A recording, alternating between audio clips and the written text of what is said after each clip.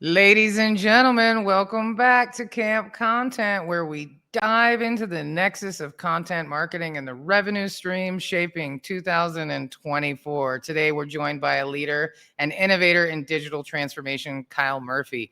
Kyle spent over 15 years guiding organizations like Grant Thornton, the USPTO, and Newmark Group through significant technological shifts. He's particularly focused on the applications of artificial intelligence, Web3, and data analytics.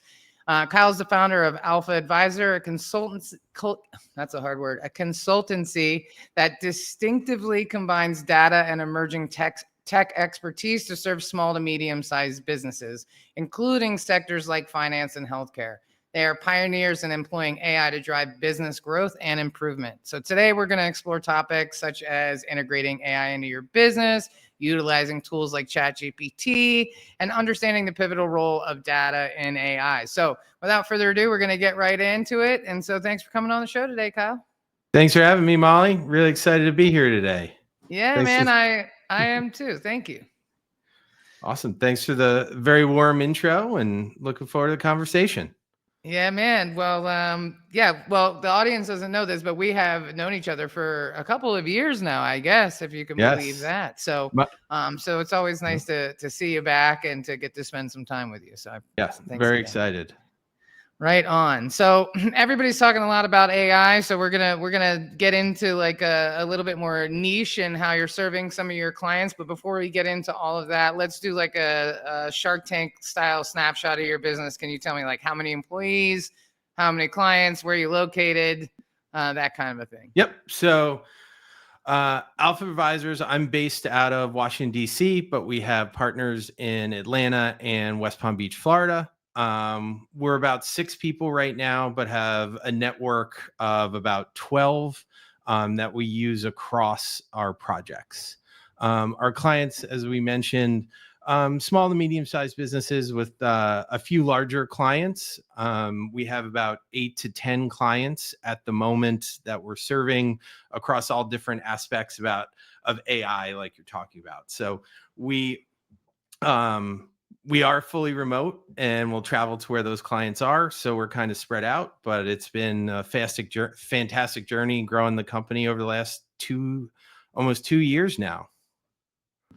Yeah, it's a pretty new company, but you know, you're coming with 15 years of experience in digital transformation. So how are you seeing kind of the similarities in the work that you were doing 10 years ago to the work now? Is it moving faster? You know, to me, I would imagine so, but so when I started my career, everything was around, cloud transformation. Then we got into intelligent automation, right? And ran huge groups and deployed automation bots and all those fun stuff and building products. And now with the emergence of AI or generative AI specifically, everyone is asking about it and see where they need to be to stay competitive in the environment. So I'd say things are moving quickly in the sense that AI or generative AI is developing comically fast. However, a lot of companies are still trying to understand how to leverage it, how to use it, and how to do it safely. So while the technology is rapidly advancing, companies are still trying to figure out like what makes the most sense for them on the back half of knowing that we need to use it in some way, shape, or form. So where intelligent automation kind of took away those jobs that were monotonous and repetitive and standardized, right? Gen AI is a much different animal in that it's writing things, it's predicting things, it's pseudo making conclusions for people. So companies are not only wanting to adopt it, but they're also very wary of it at the same exact time. I mean, rightfully so. I mean, AI has definitely sent me down like right off of some cliffs. It's like Apple Maps, you know what I mean? It's like what just happened? Where am I? You know? So it needs so much quality control and you really have to train it, right? And I have very limited experience with AI, but the more pedestrian platforms, if you will, are even harder to manipulate. I couldn't help but laugh at myself, but I was getting legitimately irritated at my AI tool because it kept putting emojis, and I'm like, in all caps, but no emojis. And I said, oh, it's like when I'm getting mad at my Roomba, you know what I mean? Yeah. I'm like, who's the real idiot here? You know, it's me, but it can be really frustrating. And so it would be hard to just assume that your team is going to be able to use it the right way if they're not also constantly maintaining it. So is that something that you're doing to help keep it on the track? Absolutely. Absolutely. So one of the big things we found is there's a big opportunity for training as you move forward, right? How to use, one company we're working with wanted to use enterprise ChatGPT, for example. So with that keeps your data protected, you get your own instance, all that good stuff. So they felt comfortable doing that in a certain way. However, for folks out there, never put like your social security number or addresses and like stuff in there. Just like don't do it. Like, come on. But I digress. So teaching them prompt engineering, right? What Yeah. are the actual capabilities of it, right? Can I put a massive spreadsheet in there and it gives me charts and graphs? How to identify if it's hallucinating, how to make sure they're asking for sources and references when they get a response. Because a lot of times, ChatGPT, all it wants to do is answer you. It's predicting the next word that's coming up. And so we asked it for quotes about AI just as a test, and it gave us references to websites it pulled it from. Out of the 5 quotes it gave us, 2 of the websites didn't exist. It just made it up. Yeah. Right. So adding custom instructions, like to your point, Molly, if like you don't want emojis, in the back end, you can give it instructions to never use emojis. I gave it writing samples that I like that were in my tone of voice. So it then Uh-huh. can write in my tone of voice. So training and putting those guardrails around it is a big part of what we're doing and working with companies on how to strategize the best way to do that. So, out of the companies that you're working with, what is your like sweet spot? I know we were just talking about CPAs. Like, how would a CPA benefit from these types of models? I would imagine there's a lot of repetitive tasks and Yep. redundancy, all of that. So, Yep. what would you build for a CPA? Exactly. So, um, 2 parts to it, right? There's a lot of things that AI is good at, but there's a lot of software and things out there that exist today that is better than AI currently. So, for CPA firms, when we talk to them, month-end close using automation like the Power Automate suite, where we automate those repetitive tasks, right? That's one side of it. Then on the other side, for a CPA firm, for example, we built an AI tool that could analyze all their QuickBooks data and find anomalies that get highlighted to, either the team lead or someone that is looking at the financials of a company. Meaning, let's say this month, like on average over the last 2 years, this line item was always within this range. This month for some reason it's higher. Here's we mark it red, and then you can ask the AI tool questions. Well, are there assumptions or something in the underlying data that turned it red? Well, this person was late on payments or they overdrafted account. So you can start interacting with that data and asking it questions in that closed loop that's very, very focused. Fascinating. So I would imagine the better the CPA and the more organized they are and the more experienced they are, so they know what to look for, the more effective these tools will be. And then Yeah. I would imagine you're probably building up quite the arsenal of knowing some of those things that maybe the CPAs don't even realize that they could automate. And Absolutely. Yeah. So we have, accelerators specifically towards them, right? We can ingest thousands of documents in hours and understand their tone of voice. Let's say they do a month end summary report for their clients, train the AI on here's the salient points for this type of business and this side of it. So they can get much faster to that first draft or that first output to allow them to move into thinking mode instead of starting from a blank screen or doing some of the monotonous stuff, which then eats up their time and they can't be doing the value added activities.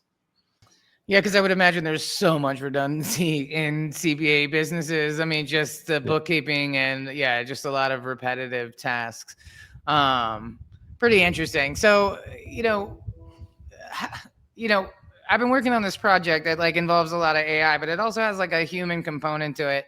How do you think these things are going to merge? Where's the line between going too far into the AI world and making sure that quality control is there? Like, how do you build that? Because I would imagine, right? Because sometimes, it's like the self-driving Tesla cars, right? Like a lot of people would probably be hesitant to take their hands off the wheel. So, Yep. how do you build in fail safes for those kind of Yep. things?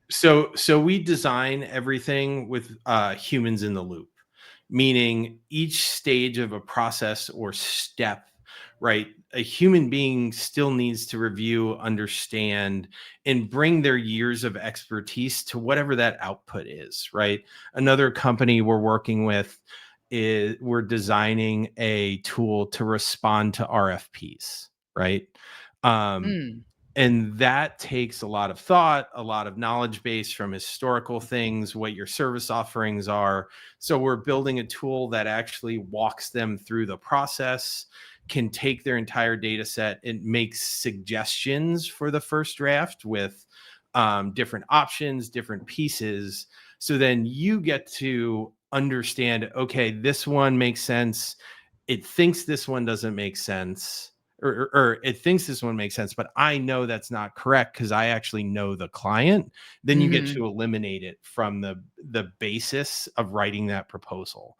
So everything has that human check in the loop, and then that allows you to accelerate everything that you're doing. So we're not a proponent of set it and forget it like AI, like run this, here's my answer, paste it and off, right? Like the guy that got in trouble, the lawyer in New York's the classic example, who cited a legal case that didn't exist because he just used chat GPT to say, give me some legal briefs or whatever. I'm not a lawyer. I don't, I'm not, but he just made something up using AI and then lost the case or got disbarred. I don't know what happened to it, but you Hopefully both. Yeah. but you don't want to do that. So human in the loop right now is really, really important. Maybe we'll get there in the future, right? Which would be great.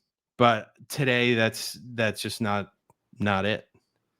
What do you think the biggest hurdle is in people wanting to create something like this? Is it a lack of knowledge? Is it lack of funding? Like where do you think Yeah. the hesitancy or the not hesitancy I should say, but like, why aren't more people doing this? I guess I should So ask. So what I've heard and seen from clients, the most important thing to understand is why you want to do it, right? There needs to be a business case and an understanding, and it needs to solve a problem. Just like any tool that's come across the market in forever, right? It's the shiny key factor. Right now, AI is the shiny keys, which it's better and can do a lot of things. But if you don't understand the problem it's trying to solve, you're going to waste a bunch of time and money. So right now, there's a big study on it. 90% of AI proof of concepts aren't making it to production. 90%, because they're not thinking about the why and the strategy and what problem it's trying to solve. And when you really dig into that problem, a lot of times it may not be the best use case for AI right now, but you have to identify what that is. And then the long-term costs are getting cheaper by the day, but it's not cheap, frankly, to build a custom product. It's cheaper to use something off the shelf. Makes sense. I mean, I feel like there's a big knowledge gap too, right? Like, Yeah. people of a certain generation are going to know less about these kind of tools and the availability of them. Can you give me like a case study of a client that you've worked with and you created something for them? Yes. So the RFP tool, for example, we're working on, we've built what we call an AI accounting assistant.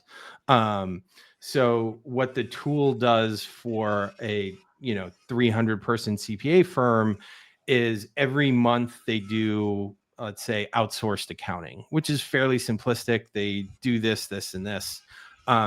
but they wanted to be able to send them summaries and value added things and things we notice, but they don't have time to write 300 things from scratch, right? And at the associate level, senior associate level, they don't have, let's say, the experience to write some of those things. So what the tool can do is it absorbs all the historical information from this, company A, B, C, when we built this model. That one is completely secure. The data is not going anywhere, doing any of that stuff. And then examples from their CFO of how some of these things need to be written. What are the important data points? Maybe this expense is trending the wrong way, all of that stuff. So as they finish their monthly outsourced accounting, it can actually make that first draft of a 2-pager to the client, which they've gotten feedback has been really, really helpful, because then they can read that, know what I need to go look at. And it became a value added activity that didn't create much overhead, but then turned into a more expensive subscription model for them, because they're like, hey, help me fix this. Right. That's amazing. That's amazing. All right, I have a wild card question for you. If you Oh had boy. hang on to your hat. If you had unlimited resources and technological capabilities at your disposal, what dream project would you initiate to revolutionize? Why can't I say this? Small and medium-sized businesses. That's actually boring. What would you create to make the world a better place with emerging technology? That's a better question. Man, that's a loaded question, huh? I know. I know. What would I do? So, from I guess it draws a lot on my background and things that I've done. So, I think I would create the ultimate back office AI persona, right? And my experience from an entrepreneur, like dealing with admin, accounting, all, like I wear, like I spin my, like I'll spin my chair around and now I have to deal with setting up a new tax ID in Montana, and Right. like Like, what no big deal. all those wild things. Like I think I would create like the ultimate AI thing that would have that knowledge base, where I could say, hey, I'm getting a new employee in New York and I don't have a tax ID. Like, what do I do? And it tells me what to do.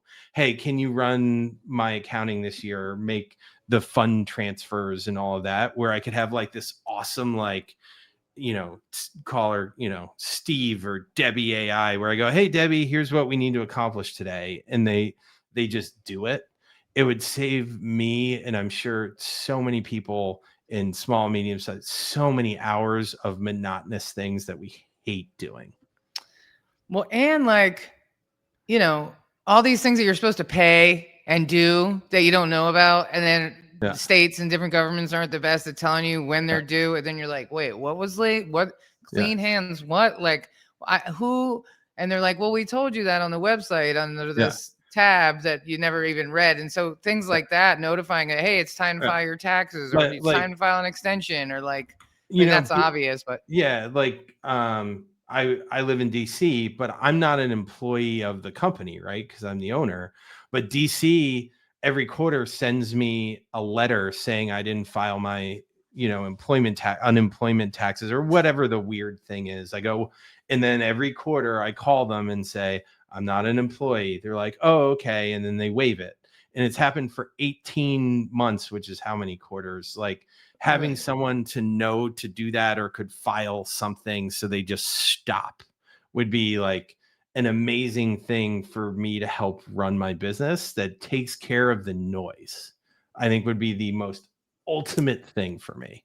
Man, you should build that like little bit by bit and then put it together later because I think it We could do. hit. We eat our own dog food. Like we just rolled out this cool our first campaign around AI maturity assessment, right? So it's this cool thing that you can click on. It's in my LinkedIn bio, but it's like 15 questions and it, asks you, where do you think you are with AI, blah, blah, and you just click really fast. But we used a combination of tools and AI. So AI, we trained to write the responses to the survey.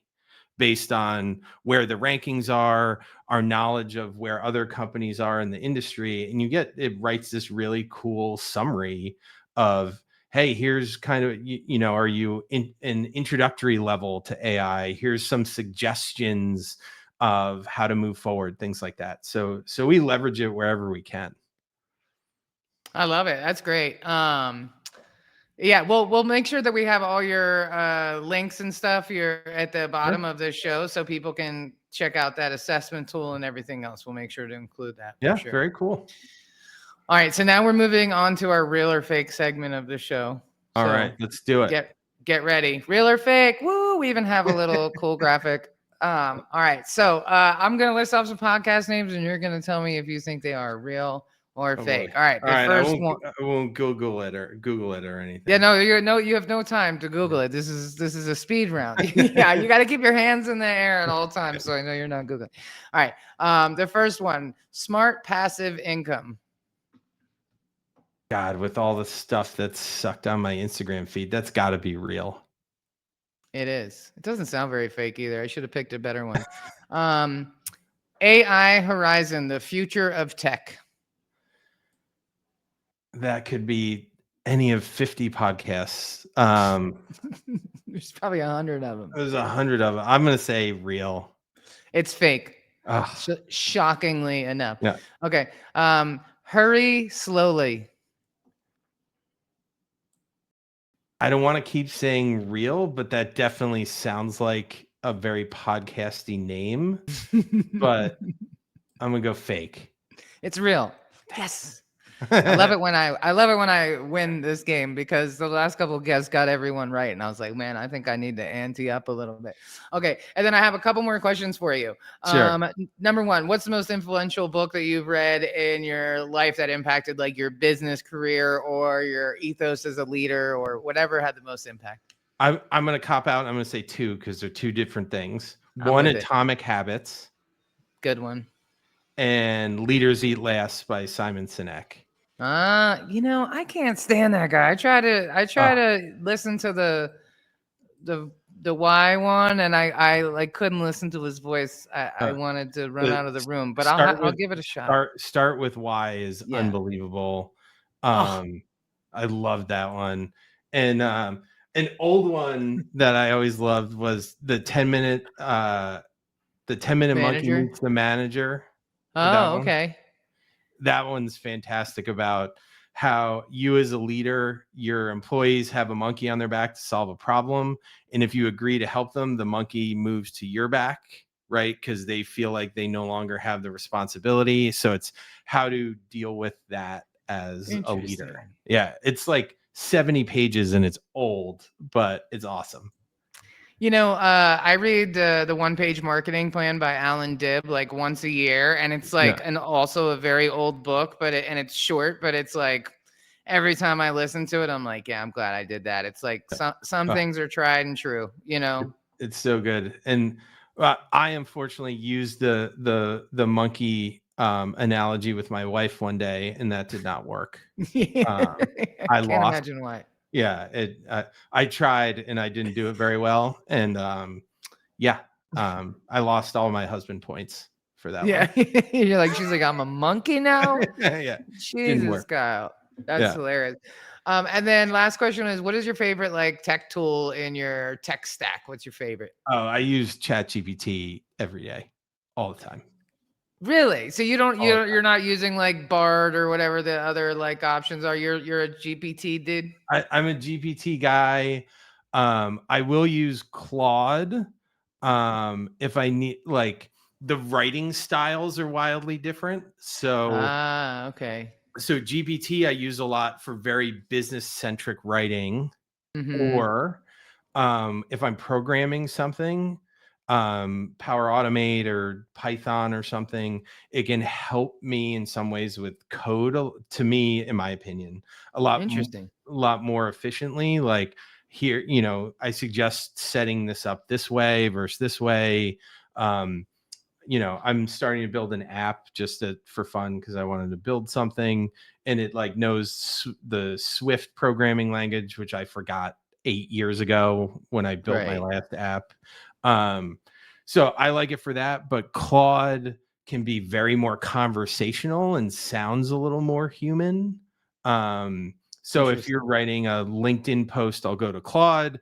If I'm Ah, doing presentations or very formal readouts or using code, I use ChatGPT.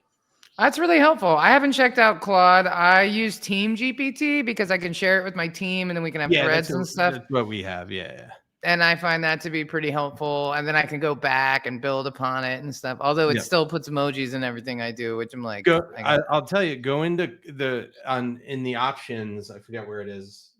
Under your profile, there's something called custom instructions. oh yeah. I And so saw that. literally if you don't want emojis, put it in there and it will never use emojis again. Thank God. Because I was getting so irritated last week. And I was like half irritated at Yeah. ChatGPT and like half irritated at myself for being irritated Yeah. at AI. Because I Yeah. was, you And know, you can tell now if someone uses ChatGPT to write something because they love the highlighted word colon and then two sentences and it just does right. that over and over again. Yeah. So Yeah. I put all like don't do that. Yeah, there's a bunch of things I repeat all the time. So I thank you for that tip. I'm gonna go in there and adjust that because then I won't have to get mad at my computer anymore. But Exactly. well, listen, I'm excited to keep chatting with you about some stuff, to do some stuff with Heartcast Media because I see a real opportunity Awesome. there. And thank you for coming on the show. And before we go, where can people find you? We're gonna have all your links and stuff, but where can people find you if they want to get connected? Yeah, find me on LinkedIn. Email me. Mainly LinkedIn. I'm on there all the time. We have Kaylin helps me. We have social media. I'm not a social media guy, but we have Instagram, Twitter, all those fun things. But yeah, reach out on LinkedIn. Emails just kyle@alphaadvisors.com. Any questions? Just want to learn more about AI? Please reach out. Awesome. That's fantastic. So, thank you all for tuning in today. I think, high level takeaways is if you're a Hey. CPA, Yep. I was like, that doesn't sound right. Or you're in the healthcare business, or you have a business where you are finding yourself doing a lot of redundant tasks and you've been thinking to yourself, I bet you there's a way to get AI to do this. Sounds like you need to call Kyle, get on that call, take one of those assessment tools, see where you're at, see what he can create for you because whatever you've imagined up, he could actually do it and do it 10 times better. So I think it's always good to arm yourself with the knowledge on how to move forward with your business. And what Kyle is doing is 100% the future of business as we know it. And so I think it's good to get on board sooner than later, especially over the summertime. You got some time. Get ready for the fall and come out swinging. So on that note, thank you for tuning in to Camp Content. Kyle, thanks for coming on the show. And until next time, be excellent to each other. All right. Thanks, everybody. Thank you.